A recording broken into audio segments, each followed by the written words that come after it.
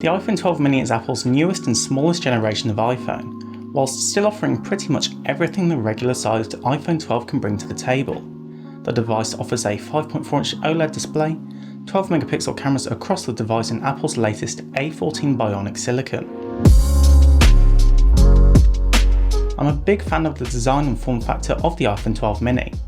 It is lightweight at 135 grams, making it comfortable to use and hold, and the design features a glass front and back, which uses Gorilla Glass, and an aluminium build, which feels great and looks premium. To protect the phone, I've been using the device in a case for most of my testing, but when it is out of the case, it looks great. The device is the smallest sized iPhone since the iPhone 5 and 5S, and this is despite having a larger 5.4-inch screen, thanks to its thin bezels which are the same across all sides of the device, meaning that there is no big chin, which can be found on some other phones. This gives the 12 mini a uniform look all the way around the front of the device, which is only obstructed by the notch at the top. The notch doesn't bother me too much, although it is significantly larger than the hole punch cutouts that we are seeing on devices such as the Samsung Galaxy A90 and Google Pixel 4a. The notch houses the selfie camera, Face ID authentication system and earpiece speaker.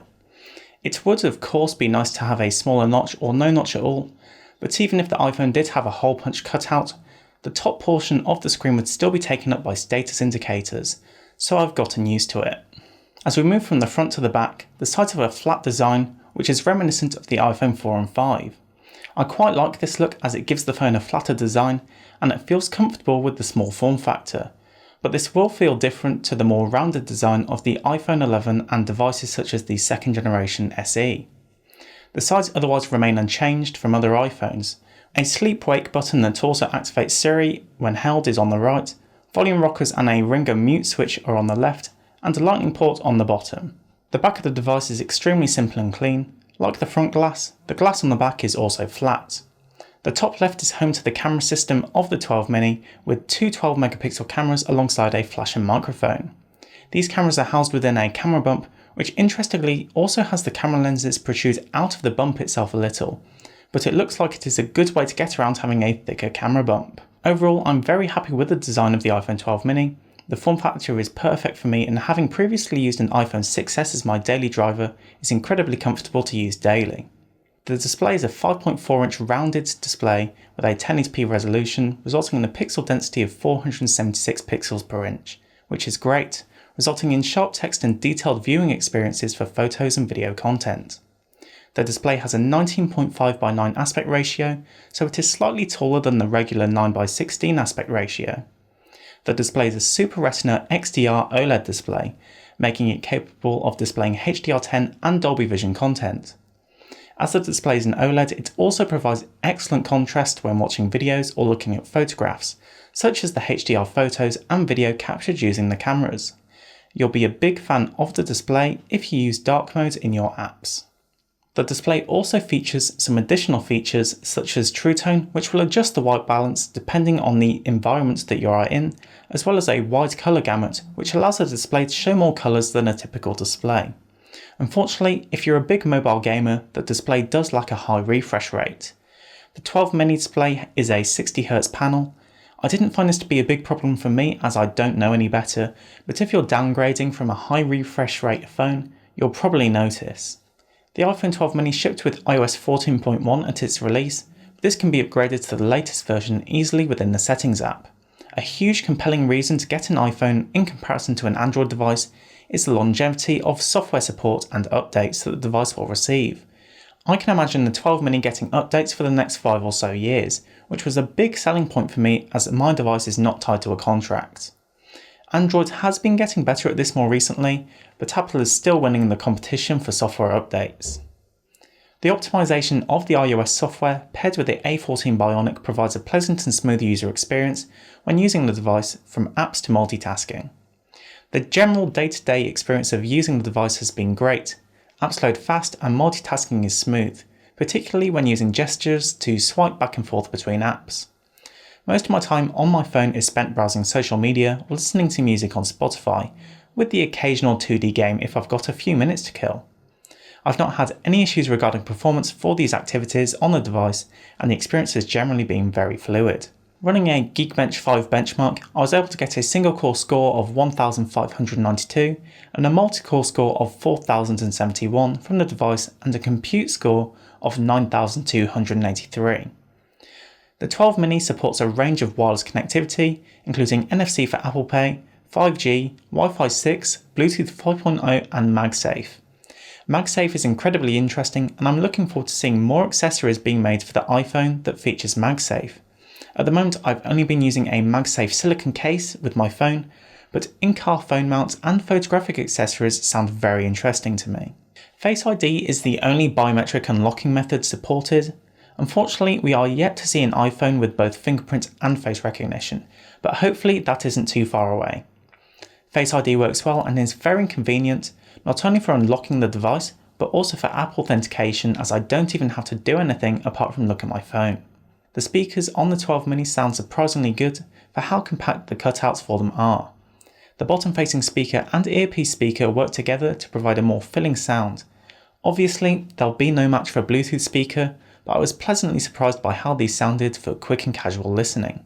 The iPhone 12 mini does a great job at capturing photographs and recording videos, with good amounts of detail and dynamic range, resulting in sharp, well-exposed images. The 12 mini has 12 megapixel cameras throughout the device, with an f1.6 26mm wide and a f2.4 13mm ultra wide on the back of the device. Landscape photographs taken on the device look great, with good exposure of the sky and land thanks to automatic HDR processing done to the images by the phone. From my testing, I had a range of different weather and times I took the photographs, and the iPhone did well within all of them. The white balance looks accurate, and the time of day and colours look accurate within a scene. I did notice that the lens of the camera can sometimes catch the light, particularly on a sunny day, and this can result in a rather large lens flare which does go over the entire vertical height of a shot. This was quite annoying as it can spoil an otherwise great photo. Getting a little closer to subjects such as trees, the phone manages to handle these well, but I do think that the Google Pixel 4a has a slight edge over the iPhone as it manages to recover the shadow details a little better, but it's not a huge difference between the two. When taking photos of handheld objects, the cameras perform well and are able to offer a good level of depth of field without the need for portrait mode to be on. If you're needing more to be in a shot, the ultra-wide camera does a great job at offering that and can offer a quirky addition if you're looking for a bit more of an artistic look or want to capture more of an environment or room that you're in. The cameras feature night and portrait mode, which are both featured within the camera app. The night mode mostly depends on the setting that you're in, and it is handy for taking a photo in a dimly lit room as long as your subject can stay still whilst the photo is taken. I was most impressed with night mode outdoors, particularly on a moonlit night. I remember taking a photo and it ended up looking like midday. Portrait mode works well for adding a background blur or adding an artistic effect for a portrait photograph. It works well on people as well as dogs, so you can get some pleasant and artistic photos of your canine friends. I did find the preview of the portrait photos as well as the night photos to look worse in the viewfinder preview, but as soon as the phone had time to process them, the cutout of the subject was fairly decent and worked well. I did find that some of the portrait mode presets worked better in softer lighting versus harsh sunlight, but luckily you can tweak these settings after the fact as well. Moving over to the front-facing selfie camera, this camera works well for taking selfies or for video calls. It supports portrait mode and makes use of the Face ID infrared system for a more accurate outline of your face. When it comes to recording video, you can record in a range of resolutions and frame rates. Both the selfie and rear-facing cameras can record in 4K at 60 frames a second, and the rear-facing camera can also do HDR and Dolby Vision HDR video, as well as 240 frames a second slow motion at 1080p. It's great to see that the cameras are consistent across the device, so if you choose to edit some footage, all the clips will share the same resolution and frame rate. The iPhone 12 mini has been criticised for having lesser battery life in comparison to the rest of the 12 series, but as a smaller device, this is the result and cost of having the smaller phone. Despite this, I've been able to get a day's use from the phone since I've started using it without the need to charge throughout the day, which has been a nice change coming from an iPhone 6s, which needed charging 3 times a day. I've been able to get around 3.5 hours of screen on time from my phone, which is mainly from social media and some video streaming, although your mileage may vary depending on your usage.